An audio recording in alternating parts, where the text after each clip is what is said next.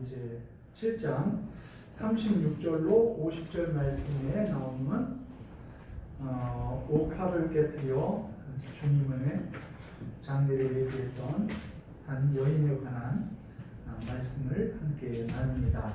설교 제목은 얼마나 사랑하십니까? 라는 제목이 되겠습니다. 옥합이라는 것이 무엇이냐면은 그 아주 귀중한 향료거든요. 그 옥합이 조금만 방에 떨어져도 이 집 전체를 향기롭게 할 만한 아주 귀한 거예요. 그래서 노동자가 하루 종일 일한 그 품삯에 200배 내지 300배가 될 만큼 귀중합니다. 그래서 그거를 그냥 요즘식으로 이렇게 뚜껑 따듯이 언제든지 조금 쓰고 또 덮고 그렇게 만들어 놓지 않고 이게 호리병 형태로 이렇게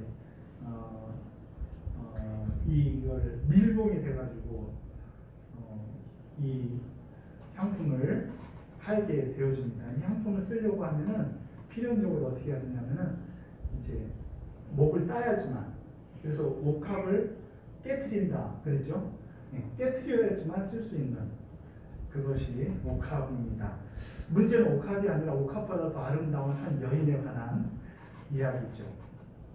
오늘 말씀에는 등장인물들이 밸런스가 맞지 않습니다. 먼저 예수님과 바리새인은 그렇게 조화가 훌륭하지 못하죠. 왜 훌륭하지 못합니까?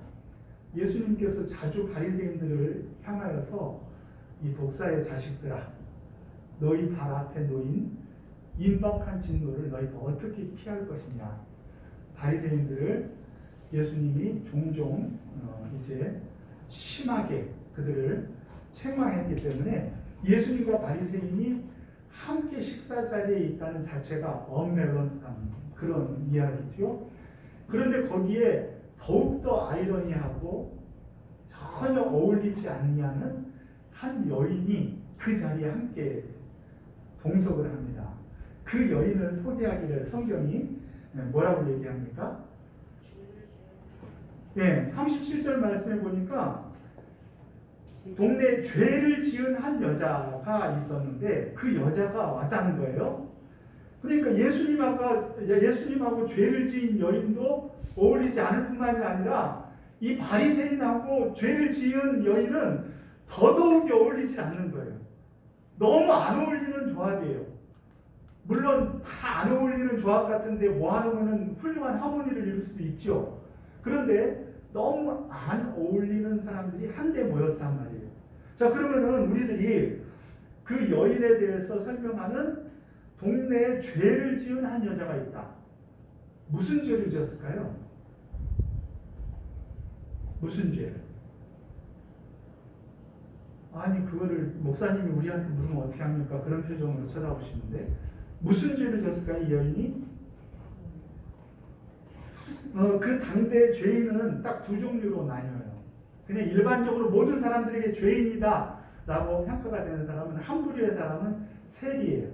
세리는 우리식으로 얘기하면 친일파와 같고 백성들의 고륙을 짜내서 로마에 충성하는 사람으로 여겨졌어요. 그래서 세리 하면은 죄인이에요. 그냥 무조건 세리는 죄인입니다. 죄인이에요. 또 한 부류의 사람이 있어요. 또 한 부류의 사람, 모든 사람이 죄인으로 여겨지는 한 부류의 사람이 있어요. 그런 사람들은 누구냐고 하면은 우선 무두장이가 그래요. 무두장이는 이 탈무드에 그런 말이 있어요. 무두장이가 없을 수는 없으나 무두장이의 일을 하는 사람에게는 저주가 있을 것이다. 그럴 만큼 무두장이는 이스라엘 백성들 가운데 죄인이라 정평이 나 있는 사람이에요. 왜요? 그 사람들은 늘 율법을 어길 수밖에 없어요. 가죽을 벗겨가지고 그 가죽의 피를 보고 부정한 것을 늘 만지는 것이 그의 업이란 말이에요. 이 무두장이는 죄인이에요. 그런데 아이러니하게 욥바에 있는 피장 시몬, 무두장이 시몬의 집 옥상에서 누가 옥상에서 기도를 했죠? 아직 사도행전 안 나갔다고 너무 이렇게 안심하지 마십시오. 거기 보면 누가 기도를 했어요? 피장 시몬의 집에서 누가 기도했죠? 베드로가 기도했죠. 기도했는데 환상 가운데 무엇을 봤어요? 유대인들이 온갖 다 부정하다고 여기는 그것들이 다 보따리에 모여가지고 내려왔는데 하나님 뭐라고 말씀하셔요? 너희들이 부정케 여기는 이것들을 부정하다 여기지 말라. 그렇게 얘기를 했잖아요. 베드로가 피장 시몬의 집, 무드장이 시몬의 집의 옥상에서 기도하고 있었단 말이에요. 이해가 되세요? 무슨 말인지? 왜 하필이면 다른 사람들, 다른 성도님들도 많이 있을 텐데 무드장이의 집의 옥상에서 기도를 할 때 하나님이 그런 환상을 보여주셨겠는가? 우리가 보는 부정하다고 여기는 것, 우리가 부정하다고 마음으로 이미 제쳐놓는 그것, 그러나 그들마저도 우리 하나님께서는 다 받으셨다는 얘기예요. 물론 그것은 이방인들을 받아야 된다는 복음의 사명이지만 그 사명 속에서는 우리가 선을 긋고 우리가 마음으로 열애를 시키며 저런 사람들과는 어울리면 안 된다고 우리들이 선을 긋는 모든 사람을 향한 우리의 편견을 우리 주님은 깨시기 위하여 하필이면은 시몬의 집 옥상에서 베드로로 하여금 기도하게 하셨고 환상을 보게 하셨고 우리 하나님이 받은 것들을 너희가 받지 않을 수 없다 말씀하여 주신 줄로 믿으시기를 바랍니다. 또 누가 죄인이냐면요, 낙타 보는 사람은 무조건 죄인으로 여겨졌어요. 왜 그럴까요? 낙타라는 동물 자체가요, 이 유대인들에게는 돼지처럼 부정한 동물이기 때문에 그래요. 그러니까 부정한 동물을 늘 붙들고 먹이고 키우고 그것을 통해 돈을 버는 사람들은 어때요? 다 죄인이에요, 죄인. 모든 사람들에게 인정된 공적인 죄인인 거예요. 여기에 하나의 사람이 또 있습니다. 그 사람은 누구냐고 하면은 딱 한 부류의 사람이 남았어요. 누굴까요? 창기예요, 창기. 창기. 이 부류의 사람을 예수님께서는 예수님의 닉네임이 뭔지 아세요 혹시 여러분들? 예수님의 닉네임 모르죠? 예수님의 닉네임은 세리와 죄인들의 친구예요. 세리와 죄인들의 친구. 이 두 부류를 모두 아울러서 우리 주님의 닉네임이 거기에 들어가 있는 거예요. 세리와 죄인들의 친구. 그러니까 이 여인은 뭐예요? 가죽 일을 하는 사람이었겠어요? 낙타를 모는 여인이었나? 아닌 것 같아요? 확실해요? 그러면 우리끼리 결론을 짓자고요. 이 여인은 뭐예요? 창기였어요. 이 여인은 창기였어요. 그래서 온 동네 사람들이 이 여인은 죄인인 것을 다 알아요. 그래서 이 여인이 예수님에게 왔을 때 그 집주인이 마음으로 생각한 것이 있어요. 뭐라 그래요? 39절을 같이 한번 읽어볼까요? 시작. 예수를 청한 바리새인이 그것을 보고 마음에 이르되 이 사람이 만일 선지자라면 자기를 만지는 이 여자가 누구며 어떠한 자 곧 죄인인 줄 알았으리라 하거늘. 아멘. 이 말은요 정말 웃기는 이야기예요. 잘 생각을 해보세요. 예수님을 청한 바리새인이 마음의 생각을 하는 거예요. 뭐라고 생각하냐면은 이 사람이 만일 선지자라고 하면 이 사람은 누구예요? 예수님. 예수님이 선지자시라고 하면은 무엇을 알았을 거라는 거예요? 이 여자가 어떠한 자, 어떠한 죄인인 것을 알았을 거라는 거예요. 자, 여기에서 문제가 되는 게 뭐냐고 하면은 예수님이 선지자가 아니잖아요. 예수님은 메시아예요, 메시아. 하나님의 아들이에요. 그런데 이 사람은 만일 예수님이 선지자라고 하면 그 사실을 알 것이다. 이렇게 얘기를 했잖아요. 그러니까 예수님에 대한 이 바리새인의 생각과 견해가 전혀 맞지를 않는 거예요. 더군다나 선지자가 어떤 사람을 만나면은 그 사람이 무엇을 하는 사람인지를 딱 알아내는 사람이 선지자예요? No, 선지자는 그런 사람이 아니에요. 선지자는 하나님의 말을 듣고 그 말을 전하는 사람이 선지자란 말이에요. 관상 봐가지고 이 사람이 어떤 사람이네? 그것을 알아내는 게 선지자가 아니란 말이에요. 예수님은 선지자도 아니요, 선지자에 대한 견해도 잘못되어진 이 바리새인이 누구를 판단하고 있냐고 하면은 그 여인을 보면서 이 예수님을 시험하고 예수님을 판단하고 있다는 거예요. 아, 이 예수님이 정말 그것을 모른다고 하면은 이거는 이분이 선지자도 아니고 아무것도 아니구나, 이런 생각을 한 거예요. 이때 예수님께서 조용히 시몬에게 묻습니다. 시몬아, 내가 내게 이를 말이 있다라고 해서 예수님이 시몬에게 비유를 얘기해 주죠. 빚 500달란트, 500데나리온을 빚진 사람이 있고 50데나리온을 빚진 사람이 있는데 둘 다 탕감을 받았다. 그러면은 누가 더 둘 중에 더 탕감해 준 분을 사랑하겠느냐, 그렇게 묻죠. 여러분들 어떻게 생각하세요? 많이 탕감받은 사람이 더 사랑하겠죠? 네. 시몬도 그렇게 생각을 했어요. 그래서 대답을 했더니 네 말이 옳다, 그렇게 얘기를 했잖아요. 그러니까 많이 탕감받은 사람이 더 많이 사랑할 수가 있다는 거예요. 그렇죠? 일반적인 그런 이야기죠. 그런데 그 얘기를 왜 하느냐? 이 바리새인, 즉 예수님이 이야기하는 시몬의 입장에서는 자기는 죄가 없다고 생각을 하고 있으면 어떻다는 거예요? 한 50데나리온쯤 조금 죄가 있다 생각을 한 거예요. 저 여인은 어떤 사람이에요? 죄가 많은 여인이에요. 죄가 됐다 많아요. 나는 죄가 1밖에 없어요. 됐다 많은 죄와 조금 죄를 둘 다 탕감받았을 때 누가 더 탕감해준 분을 사랑하겠다는 거예요? 그 여인이 더 주님을 사랑하겠다라는 거예요. 예수님이 이 말씀을 하신 이유는 내 자신이 50데나리온밖에 빚지지 않았다 여기는 바리새인을 향한 예수님의 통렬한 지적이 있는 거예요. 여러분, 그러면은 우리가 죄 많이 져야 되겠네?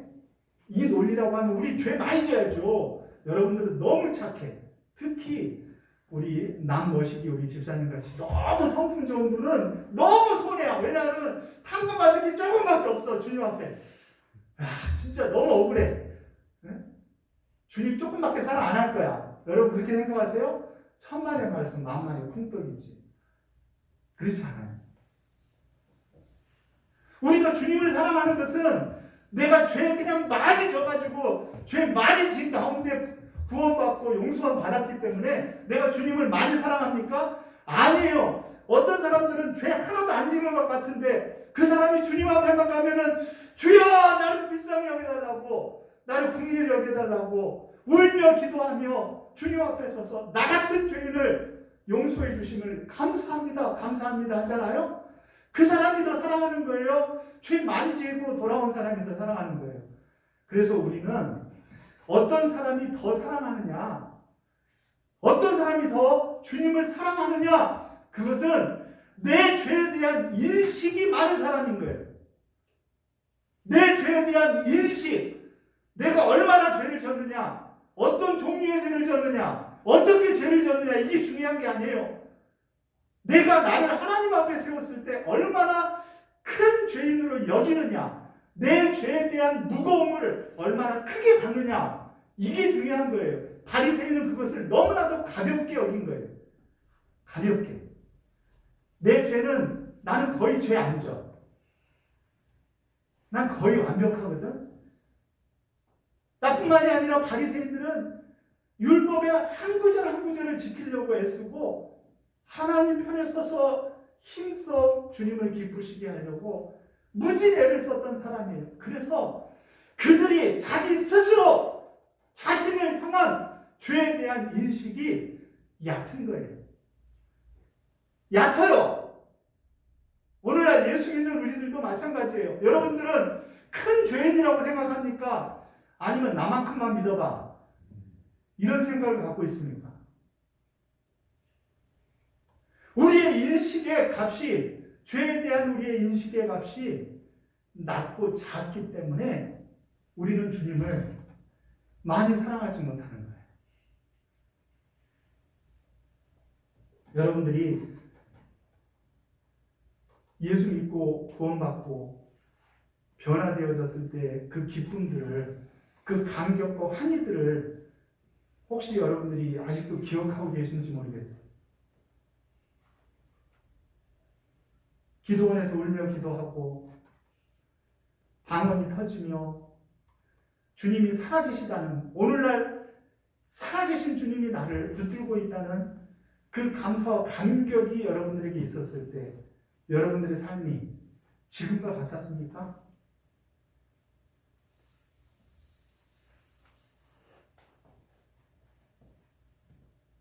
누가 더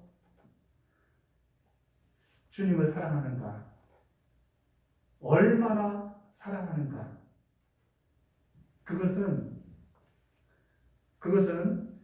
우리들의 죄의 깊이, 즉 내가 인식하는 죄의 깊이에 따라 우리의 사랑의 정도는 달라지는 거예요.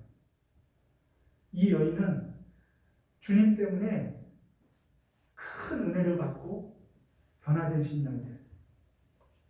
그리고 변화되어져서 자기의 삶을 돌아보니까 내가 왜 이러고 살았나, 이런 생각이 들면서 자기의 깊은 죄들을 다 내려놔버리고 새 사람이 되어 주님을 기쁘시게 하기 위한 그런 삶의 자유로, 즉 죄의 깊이를 깊이 맛보고 그리고 주님 앞에 서서 감격 가운데 서 있는 거예요. 주님을 만난 사람들은 언제든지 그런 사람들이, 베드로와 같이 일평생 양심적으로 살던 사람도요, 주님을 만나면 주여 나를 떠나소서, 나는 죄인입니다. 인식의 깊이가, 내 죄에 대한 인식의 깊이가 깊어져 버려서 내가 너무 큰 죄인이라 주님이 내 앞에 있는 것 자체도 너무 힘듭니다. 이런 죄에 대한 인식이 우리에게 있어야 그 사람이 주님을 많이 사랑하는 거예요. 그 사람이 주님을 많이 사랑하는 거예요. 그런데 우리는 언젠가부터 우리들이 주님을 섬기는 것은 대단한 것이고, 그리고 내가 주님 앞에 죄의 깊이는 별것 아닌 것이 되어버렸어요. 그러니까 우리에겐 감격이 없어요.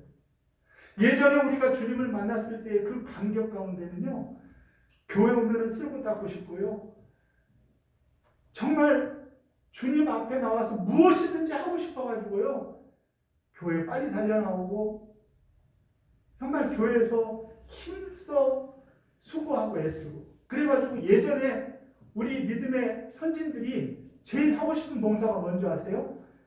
화장실에서 닦은 거시기, 그거 치우는 거, 그거를 서로 하려고, 그거를 하고 싶어서 애쓰고, 그거 차지하는 건 아무나 못했어요.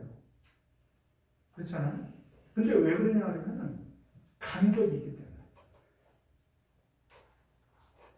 그래서 이 여인은요, 주님의 앞에 나와서요, 내가 가진 이 향유가 얼마나 비싼지 이걸 생각이 전혀 없어요.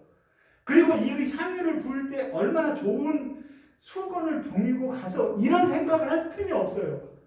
이거를 주님 앞에 부었을 때, 그리고 그 주님이, 물론 깨끗하셨겠지만 그 발에 향유를 붓고 자신의 머리칼을 풀어헤친다는 것은 그 여인, 그 당시에 문화적으로요, 그는 사회적으로 큰 문제가 돼요.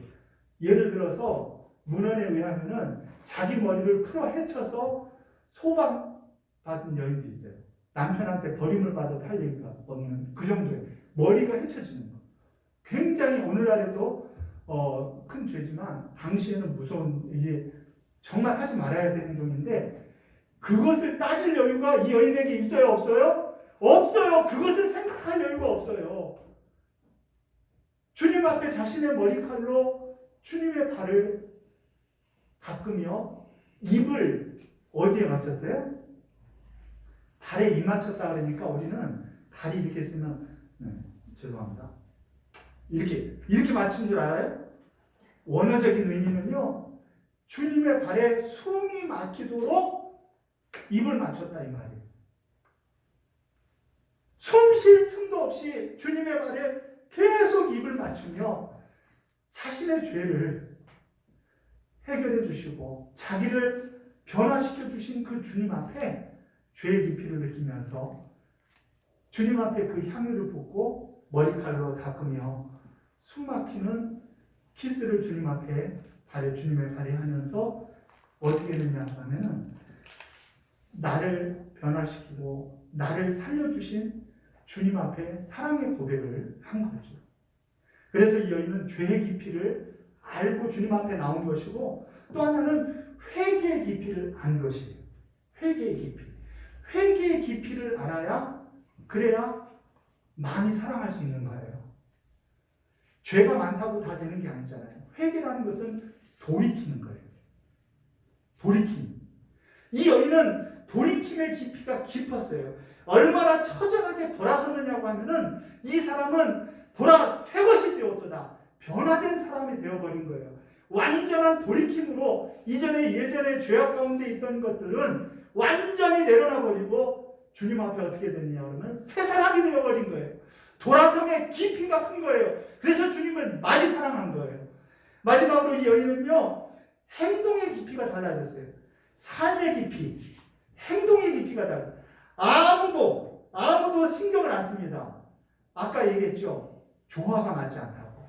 하필 주님 앞에 그런 고백을 하고 그런 행위를 해도 좀 주님이 좀 야외에 계시거나 누가 잘 안 보는 데나 이런 데가 아니라요. 이 여인은 그것을 가릴 틈이 없다니까요. 아무도 생각할 것도 없어요. 아무것도 이 여인의 신앙 고백과 마음을 향한 주님을 향한 그 마음을 표현하는 데는 거치고 생각할 겨를이 없는 거예요. 아무것도 아무 상황도 상관이 없어요. 아무 자리도 상관이 없어요. 우리의 있는 자리에서 내 삶의 자리에서 정말 주님 앞에 최선을 다해 내 행동의 깊이, 내 삶의 깊이가 바뀌어버린 거예요. 그래서 이 여인은 주님을 많이 사랑하는 그런 모습을 보였던 것이죠. 저와 여러분들이 신앙이 불타오를 때는요, 아무도 아랑곳하지 않았어요. 아무것도 아랑곳하지 않았어요. 아무 상황도 아랑곳하지 않았습니다. 우리는 아무런 자리도 우리의 신앙과 주님을 향한 뜨거운 열정을 드리는 데는요, 우리는 아무 상관이 없었어요. 예전에는요, 새벽 3시, 4시까지 철야기도를 해도요, 다음날 6시에 출근을 해야 되는데, 그래도 한두 시간만 교회에서 꿈을 쳐 자고 일어나서 가도 하나도 피곤하지 않았어요. 하나도 피곤하지 않았어요. 우리의 삶의 깊이, 행동의 깊이, 우리의 변화의 깊이가 크면 클수록 주님을 더 사랑하는 사람이 돼요. 저와 여러분들은 어떻게 주님을 사랑하고 계신가요? 이번에 임직식을 준비하고 교회 헌신하는 여러분들 보니까 옛날 신앙이 다시 생각나더라고요. 목사님 어깨 아프다고 핑계대고 무거운 것도 못 들지, 하나 미리 해놓는 것도 없지, 예전 같으면 혼자 있을 텐데 왜 이렇게 우리만 시키나, 불평불만을 하나도 안 하면서 여러분들의 수고와 애씀과 그리고 주님 앞에 나와 헌신하는 그 모습들을 보면서 오늘 이 여인이, 죄 많은 여인, 온 동네가 인정하는 이 죄인과 같은 여인이 주님 앞에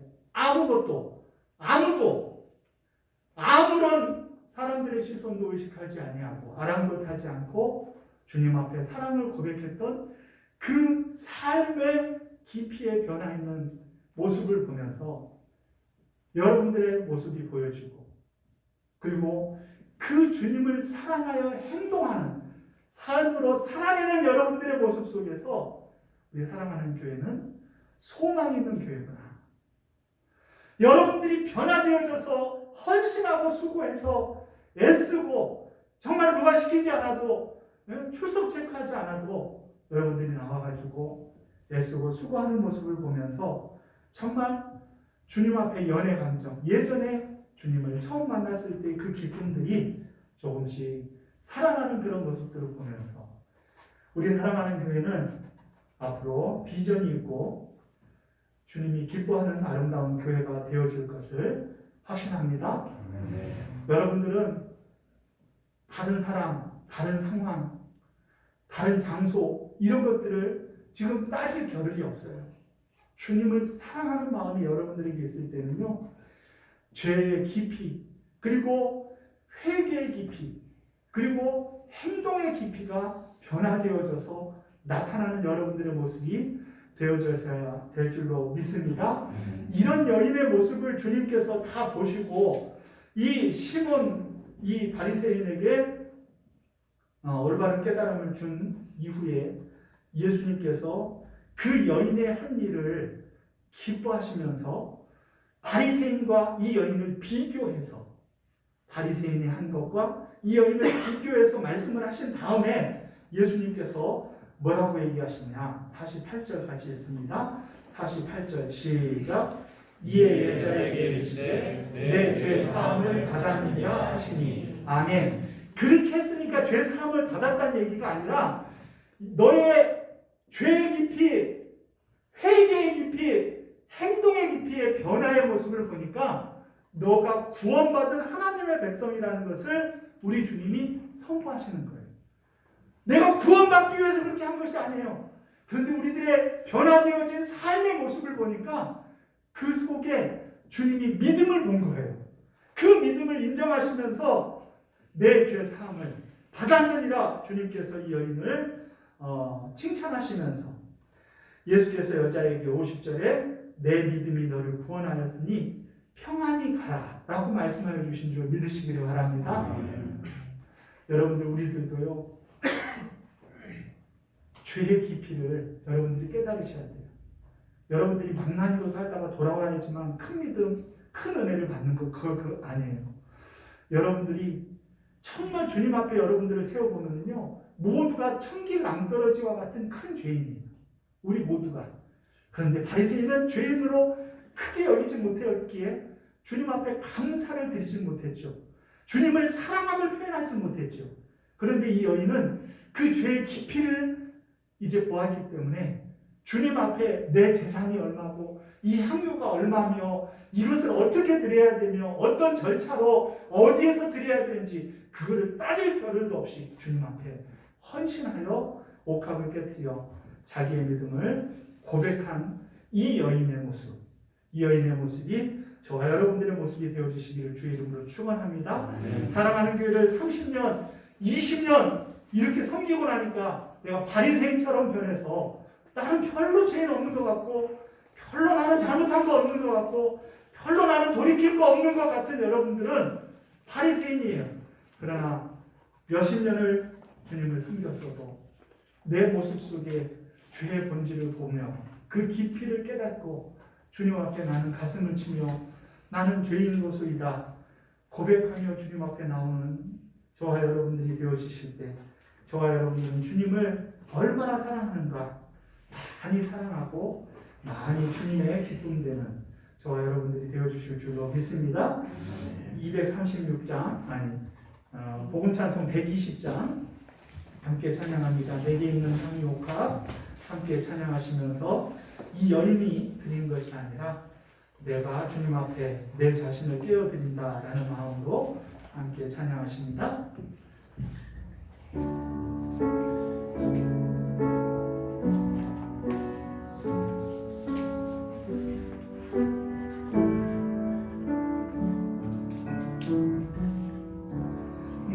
내게 있는 향유옥합 주께 가져와 그 발 위에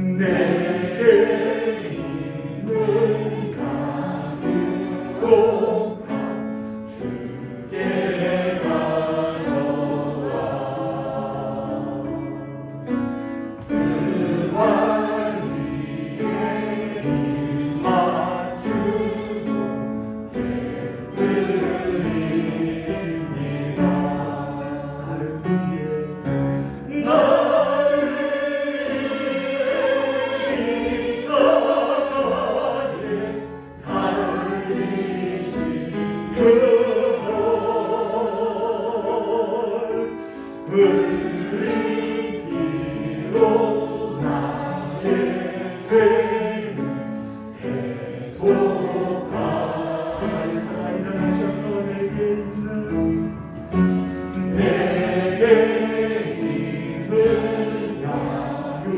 양육한 주께 가져와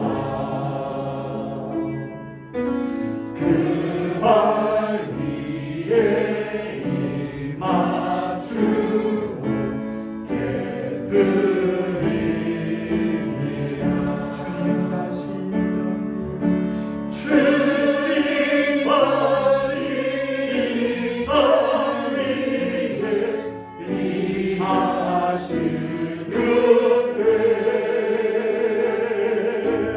주의 크신 사랑으로 날 받아주소서.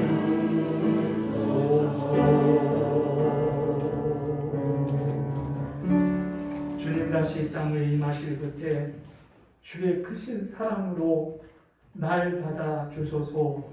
사랑하시는 주님, 죄 많은 여인, 온 동네가 인정하는 죄 많은 여인이 주님 앞에 귀한 옥합을 깨트려 향유를 주님 발 앞에 뿌리고 머리를 풀어헤쳐 닦으며 눈물로 그의 발에 입 맞추며 주님 앞에 감사와 사랑을 표현하였던 것처럼 우리 사랑하는 교회 성도님들 이런 감사와 감격, 주님을 향한 사랑의 모습이 있어지기를 간절히 소망합니다.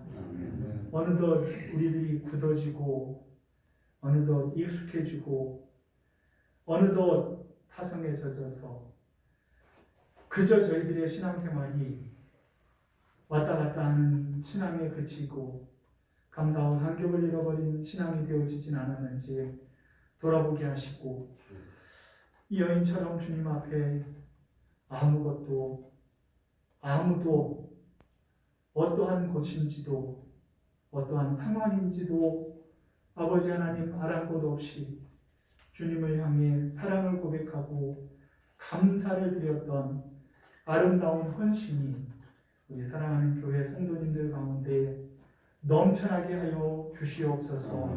이제는 우리 주 예수 그리스도의 은혜와 하나님 아버지의 사랑하심과 성령님의 감화 감동 위로 교통 역사하심이 죄 많은 여인처럼 주님 앞에 나와서 아버지 하나님 앞에 헌신을 고백하며 죄를 깨닫고 회개로 돌이키며 변화된 삶으로 하나님 앞에 새로운 삶을 살기로 다짐하고 일어서는 사랑하는 성도님들 머리머리 위에와 저들의 가정과 자녀들 위에와 하시는 사업과 일터 위에 그리고 아버지 하나님 우리 사랑하는 교회와 이 나라 이 민족 세계 열방 위에 이제로부터 영원토록 함께 있을지어다. 아멘.